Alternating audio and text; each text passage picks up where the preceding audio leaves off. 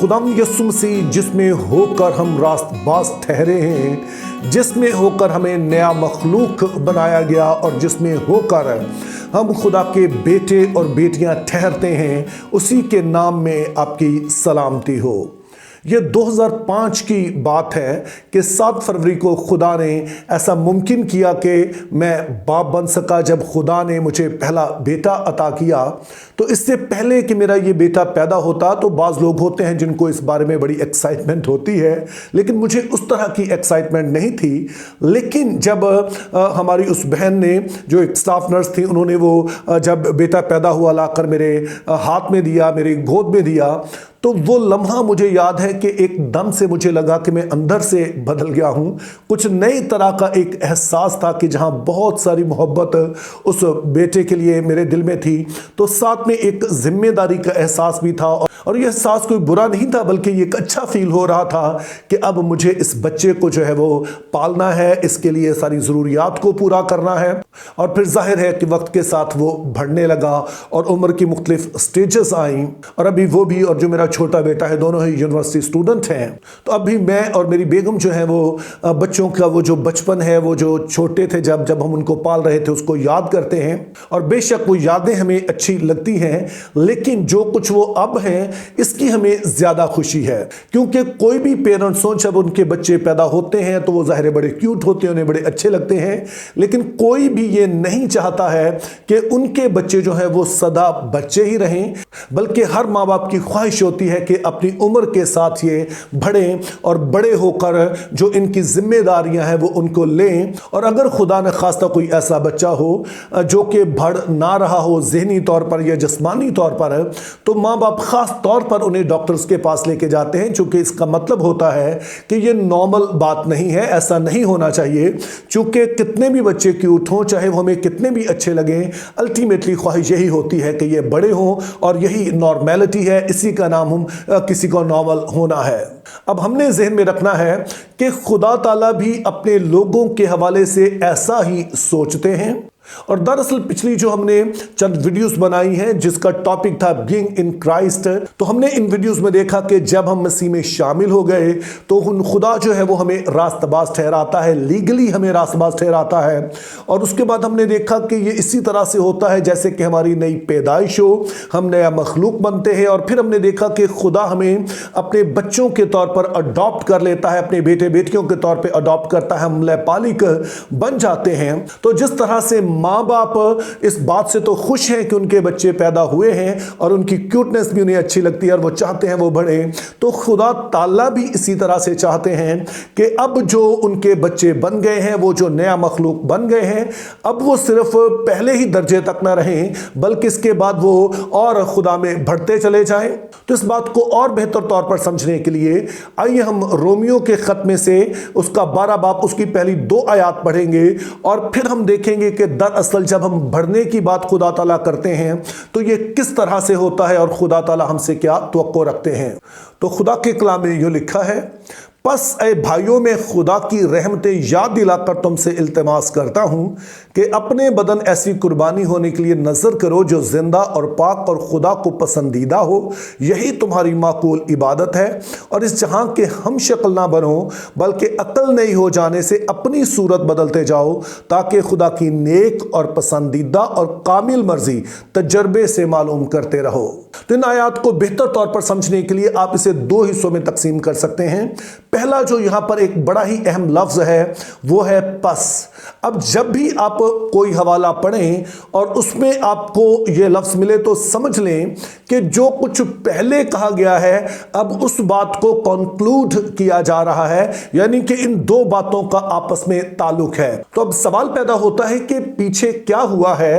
तो ये वही बातें हैं जो पहले मैं आपसे कह चुका हूं, यानी कि मसीह में शामिल होने के सबब से हम रास्तबाज ठहरे हैं, मसीह में होने के सबब से हम जो है वो नया मखलूक हैं, और उसी में होने के सबब से हम जो है वो खुदा के बेटे और बेटियां ठहरे हैं। और अब जब तुम ये बन गए हो तो अब तुम्हारी भी एक जिम्मेदारी है, बेटे होने के नाते, फैमिली मेंबर होने के नाते अब खुदा तुम्हें भी कोई जिम्मेदारी देता है। और वो जिम्मेदारी जो है वो दरअसल इन 2 आयत का जो दूसरा हिस्सा है जिस पर अभी हम गौर करेंगे। तो इस दूसरे हिस्से में पौलुस जो पहली बात खुदा के लोगों से कहता है कि अपने बदन ऐसी कुर्बानी होने के लिए नजर करो जो जिंदा और पाक और खुदा को पसंदीदा हो। तो यहां पर पौलुस रसूल का जो इशारा है वो अहदे अतीक का वो सारा जो कुर्बानी का निजाम था उसकी तरफ है। तो अब मुकद्दस पौलुस का कहना है कि यीशु मसीह की कुर्बानी के सबब से अब इन सारी चीज़ों की ज़रूरत नहीं रही है कि तुम उस तरह से कुर्बानियाँ और इस तरह की चीज़ें खुदा के हुजूर में गुजरानो, बल्कि अब खुदा जो असल में तुमसे चाहता है वो ये है कि तुम अपने बदन की कुर्बानी पेश करो।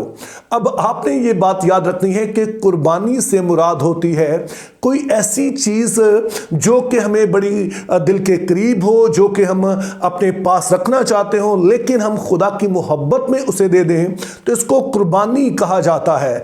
तो मुकद्दस पौलुस का कहना है कि वो सारी ऐसी बातें जो कि तुम्हारे नज़दीक तो पसंदीदा हैं लेकिन खुदा के नज़दीक पसंदीदा नहीं है, तुमने उन बातों को तर्क करना है, उन बातों को तुमने एक तरफ रखना है। और जब तुम ऐसा करोगे तो अब यही तुम्हारी इबादत है। तुम्हें वो सारा जो सैक्रिफिशियल सिस्टम है जो अहदे अतीक का था उसके बारे में सोचने की जरूरत नहीं है, उसको परफॉर्म करने की जरूरत नहीं है, क्योंकि मसीह वो तुम्हारी जगह पर पहले ही कर चुका है। अब तुम्हें उसने एक और जिम्मेदारी दी है जो कि तुमसे वो तवक्को रखता है।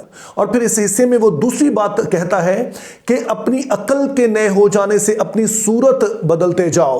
और बगरचे कि यहाँ के अकल के नए हो जाने के लिए थोड़े मुख्तलिफ अल्फाज इस्तेमाल हुए हैं, लेकिन इसका मतलब वही बनता है जो कि यूनानी जुबान का जो लफ्ज तौबा है उसके लिए इस्तेमाल होता है। और शायद आप जानते होंगे कि तौबा के लिए जो यूनानी जुबान का लफ्ज है वो है मेटानोया। इसका मतलब है जहन का बदल जाना।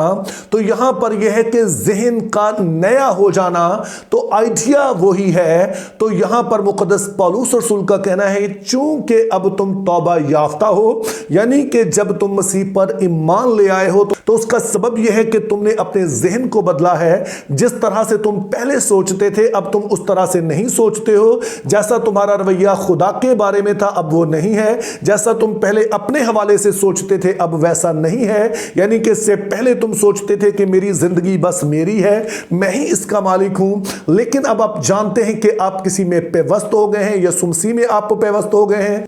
और पौलुस रसूल का कहना है कि चूंकि अब तुम्हारी सोच बदल गई है, जहन बदल गया है, तो अब वैसे ही तुमने अपनी सूरत भी बदलनी है।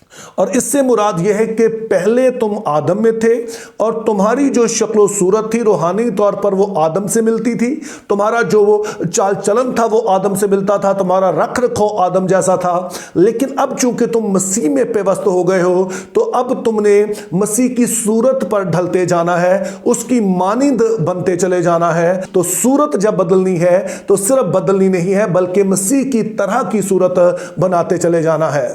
तो अब आखिरी सवाल हमारे लिए होगा कि खुदा ऐसा क्यों चाहता है कि हम नए बन जाएं, ये सारा कुछ करें।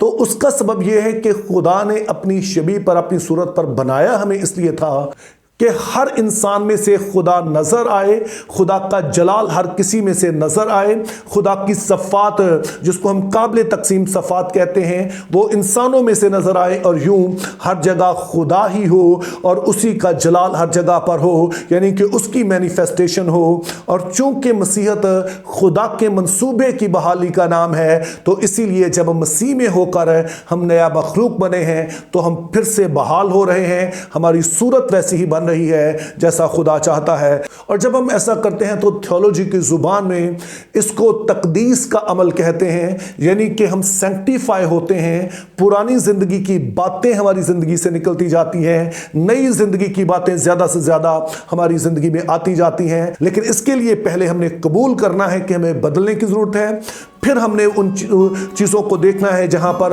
वो हमारी ज़िंदगी में बातें पाई जाती हैं जो खुदा की मर्जी के मुताबिक नहीं, और फिर हमने रूह को उससे कहना है और उसकी मदद को लेना है, ताकि हम इस पुरानी ज़िंदगी को दूर करें और हम मसीह की सूरत पर ढलते चले जाएं। Think biblically, live purposefully, have a very good day.